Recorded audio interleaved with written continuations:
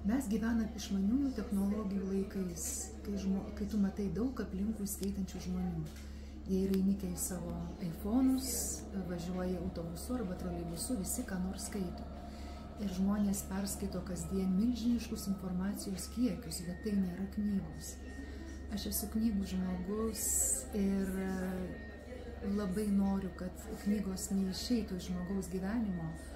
Ir bibliotekos yra ta vieta, kur žmonės renkasi, laukia mylimos knygos eilėse ir nori ją pasiimti ir skaityti.